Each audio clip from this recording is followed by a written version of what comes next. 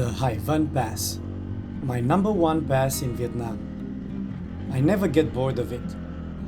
My name is Mihai. I'm a foreigner living in Vietnam and I love motorcycling.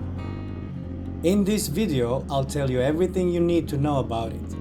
How to get on the pass, where to stop and what to do, what to be careful about, when to go, and all that. If you like it, please subscribe. If you have any questions, I'd be happy to answer. I know everything about the Hải Vân Pass. Let's go! The Hải Vân Pass, in Vietnamese Đèo Hải Vân, which means ocean and clouds pass, is an approximately 20-kilometer long mountain pass on National Highway 1 in Vietnam. It traverses a spur of the larger Annamite Range that juts into the East Sea, or Biển Đông, on the border of Da Nang City to the south and Thừa Thiên Huế province to the north. Its name refers to the mists that rise from the sea, reducing visibility. It cuts across the Bạch Mã mountain range, part of the Great Trường Sơn range running close to the sea. The twisting road on the pass has long been a challenge for drivers traveling between the cities of Huế and Da Nang. Since the completion of Hải Vân Tunnel, traffic flow and safety have improved. However, as I am always concerned about safety, do not take this for granted and stay on the right side in tight curves, as you may go face to face with another vehicle cutting the corner wrong, coming from the opposite direction. It's happened to me on multiple occasions. But luckily the speed was not too high. So I'm still here to tell the story. The Hải Vân Pass crosses over a spur of the Trường Sơn or Annamite Range that emerges from the west and juts into the East Sea of Vietnam, forming the Hải Vân Peninsula. The pass is a boundary between the climates of northern and southern Vietnam, sheltering the city of Da Nang from the so-called Chinese winds that blow in from the northeast. North of the pass you have 4 seasons, whereas south of the pass you have 2. During the colder months, November to March for instance, weather on the north side of the pass might be wet and cold, while the south side might be warm and dry. The pass is crossed by 3 main transport routes: Vietnam's main north-south highway, National Highway 1A, the North-South Railway, and the Hải Vân Pass. The newer branch of Highway 1A uses the Hải Vân Tunnel, the longest tunnel in Southeast Asia, while the railway hugs the coastline, passing through a series of tunnels along the way. Since motorcycles are forbidden to enter the tunnel, you're left with one option: the older branch of Highway 1A, or in other words, the Hải Vân Pass, as Frank Sinatra used to sing.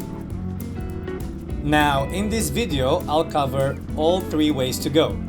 But let's get straight into the real experience, the motorcycle route. I'd like to say that although I have done the Hải Vân Pass more than a dozen times, I will probably never get bored of it. I think you'll hear me saying this again during this video. I can't say it enough. On Google Maps, you'll see the old National Highway 1A, or Quốc lộ 1A, or QL1A for short, as it will appear on the map, crossing over the mountain more or less directly, climbing to an elevation of about 500 meters and passing south of the Hải Vân Sun Peak. All you have to do is follow National Highway 1A, coming from either side, north or south. If you are coming from the north, make sure you don't enter the lane for the tunnel, where motorcycles are not allowed. If you do so, you'll be stopped and sent back. You could even get a fine. If you're coming from the south, so from Da Nang City, following National Highway 1A will probably be easier. That's exactly what I'm doing in this video. But as you will see later, I actually recommend starting from the north. You'll see why in a little bit. I personally take about 2 or 3 hours one way, only because of its beauty, which makes me stop 3 or 4 times for pictures and another 2 or 3 times for coffee. In Top Gear Series 12, Vietnam Special, Jeremy Clarkson called this route one of the best coast roads in the world. Well, I can't disagree. The Hải Vân Pass is basically 20 kilometers of mild to tight curves which are pure pleasure for a motorcyclist.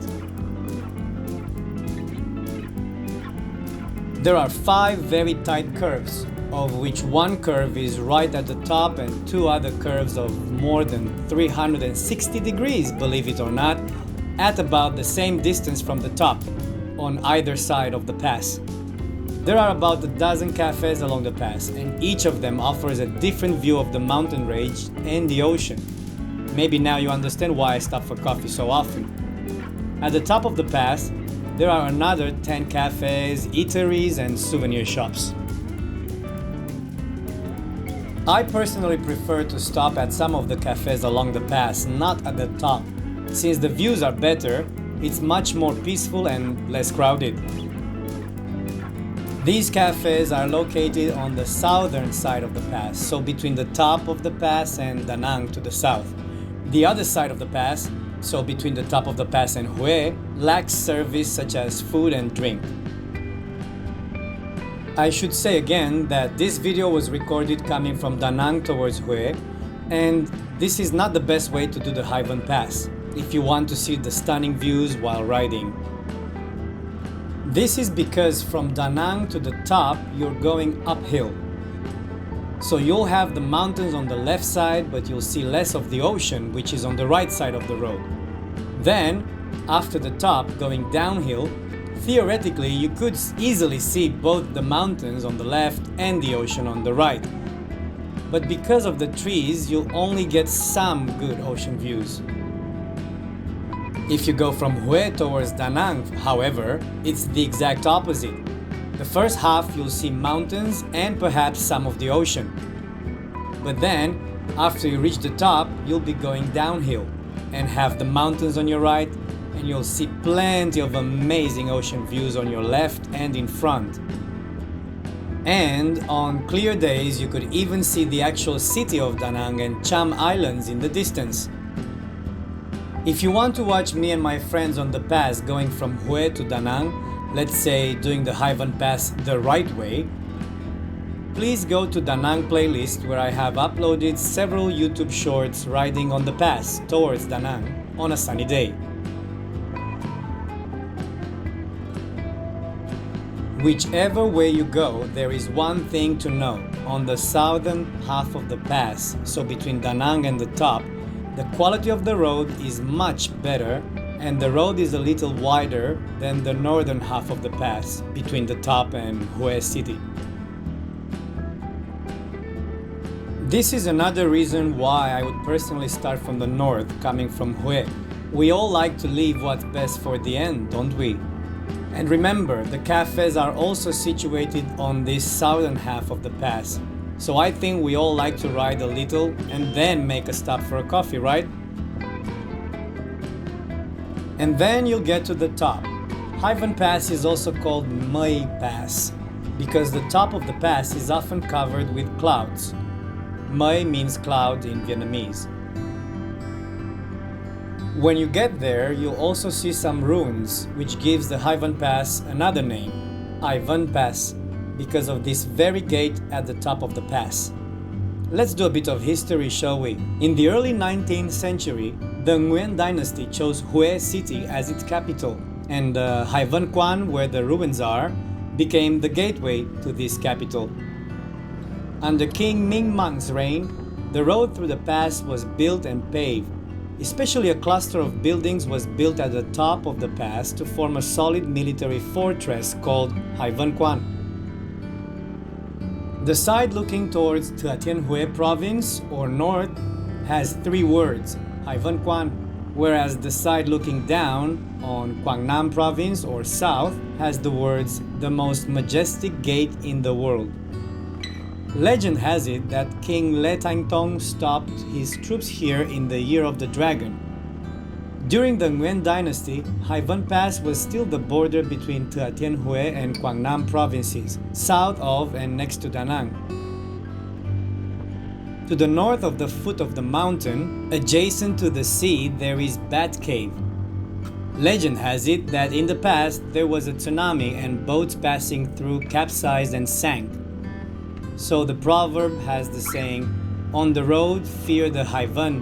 On the water, fear the tsunami of Bat Cave." Today, at the top of Hải Vân Pass, there are still ruins of the gate. In 1876, before the French colonization, geographer Jules-Léon Dutreuil-Dering, while traveling by road from Da Nang to Huế, noted that there were 50 guards at this gate. Now, an idea for a unique experience. The actual peak of the Hải Vân Pass is about 2 kilometers riding up from Hải Vân Quan, or those ruins. You can check this related video to see the whole recording. How to get there? Well, looking at the gate, you'll see a concrete road to its right. The barrier might be down, but if it's up, maybe you want to try a memorable experience.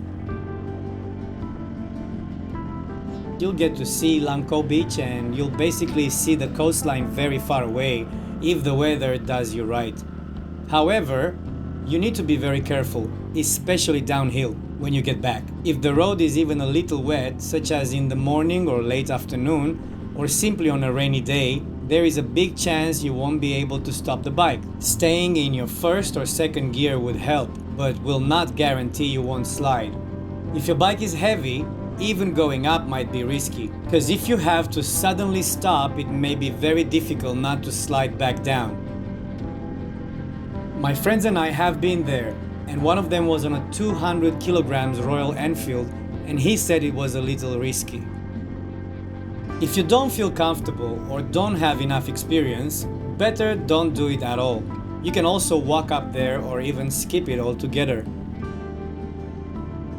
In the past, people could go through Hải Vân by 3 paths: the upper path, the middle path, and the lower path.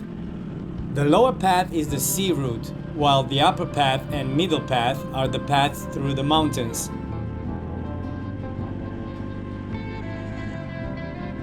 After occupying central Vietnam, the commander-in-chief of the French army, General de Courcy, ordered the urgent opening of a strategic road through the Hải Vân Pass to connect Huế with Da Nang, and at the same time be able to quickly mobilize troops when needed. The French forced the people of the 2 provinces to build the road in 1886.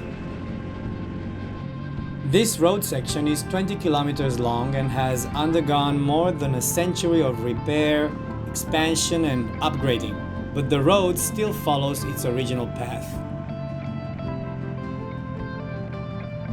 Decades ago, during the war, because of the risk of traffic accidents on the narrow road, travel on the pass was managed by placing 3 checkpoints: one at Lang Co, one at the top of the pass, and one at Lien Chieu, in order to restrict vehicles from traveling in groups going up or down the pass together, to reduce accidents where vehicles collide on the wrong side of the road.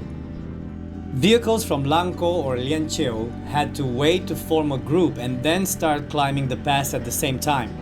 At the top of the pass, the convoy stopped at the checkpoint and then went down the pass at the same time until they passed the checkpoint at the foot of the pass. Hải Vân Pass has been of major strategic importance in the history of Vietnam, and for a long time represented a major barrier to any land army that attempted to move between the northern and central regions of the country. There is much more information coming soon in this video, but as a reminder, if you like this video and my channel, please subscribe, as this would help me build it better. Also, this is definitely not my last video on the topic of the Hải Vân Pass. There are others to come. Thank you. Now let's continue. In 2000, a groundbreaking ceremony was held to open the construction of a road tunnel through the Hải Vân Pass. 6,274 meters long, shortening the pass to a third. And more importantly, improving safety, since vehicles did not have to cross the pass anymore. Because of the tunnel, they now can avoid the winding, steep sections full of risks and uncertainties which the pass offers. This is the largest and most modern tunnel in Southeast Asia. In 2005, the road tunnel through the Hải Vân Pass was finally put into use, further facilitating travel. However, the Hải Vân Pass is still a fence which partially prevents the climate between the two regions. The route is still considered the main road for some vehicles, such as, like I said, motorcycles, but also rudimentary vehicles and some chemical cargo vehicles, because these vehicles are not allowed to go through the road tunnel. Although today there is this road tunnel through the pass, and the terrain of the pass is still somewhat dangerous, many tourists still like to go on this road to enjoy the curves and the views. On clear days, you can see quite clearly a part of Da Nang City, Tien Sa Port, Sancha Peninsula, and Cham Islands, and long golden sand beaches embracing the vast blue water surface of the sea.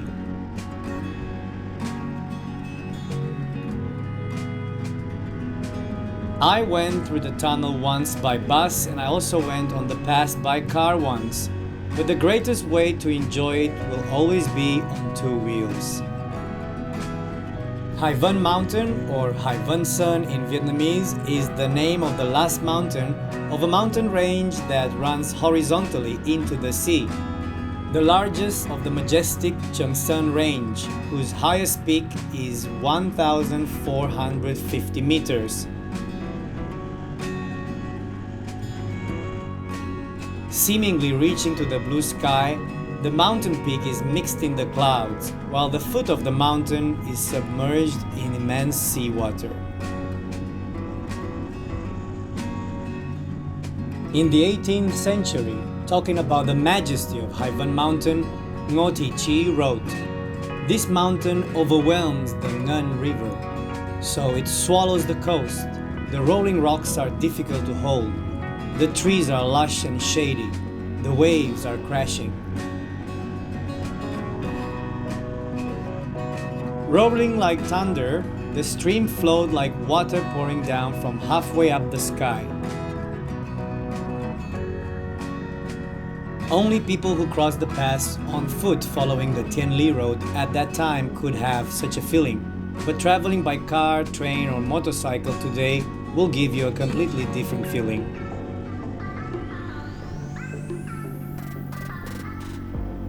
And now let's talk a little bit about the railway.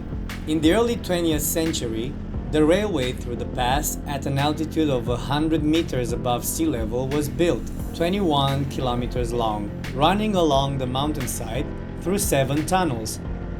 The 7 tunnels have a total length of 3,290 meters, of which the longest one is more than 500 meters long.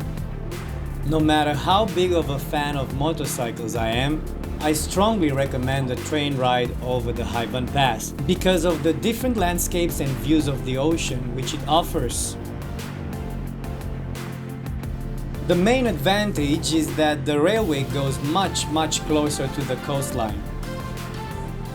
At some points, if you look out the window and down, you'll see the ocean right below you. You can simply take a train from Hue to Da Nang in order to do that. Remember, if you're going from Hue to Da Nang, make sure you book a seat on the left side of the train. If you go from Da Nang to Hue, make sure that you book a seat on the right side of the train. This way you can make sure you get stunning views of the ocean. The only disadvantage of the train ride is that you cannot stop wherever you want. I did it 3 times by train, and I will do it again, because as a passenger on a train, I can simply let go and look at the ocean. The Hải Vân Pass is not only one of the most majestic landscapes in Vietnam, but also a place to witness many heroic achievements in the nation's work of building and defending the country in the past, especially victories during the two resistance wars against the French and the Americans between 1946 and 1975. Presenter Jeremy Clarkson, then host of the BBC motoring program Top Gear, featured the pass during the show's 2008 Vietnam special, calling the road a deserted ribbon of perfection, one of the best coast roads in the world. The Hải Vân mountain is also a geographical and geological boundary in the nature of Vietnam. North of Hải Vân, there are karstic limestone landscapes with interesting caves and tropical monsoon forests. South of Hải Vân, there is a tropical forest. At the top of the pass, sometimes the weather acts like there are 4 seasons in one day. Early morning is autumn, noon is summer, late afternoon is spring, and late at night is winter. With its position as the north-south boundary line, the Hải Vân mountain is a wonder of the country, the most majestic pass on the nation's path north to south, and it is a key strategic location on the north-south route. If you care about the weather, the best time of the day to do it would be early morning, say 8 or 9, so it's not very sunny and hot. However, if you also care about traffic, meaning that you don't want to see too much of it, 6 in the morning would be the best. Then you can almost feel like you have the Hải Vân Pass for yourself.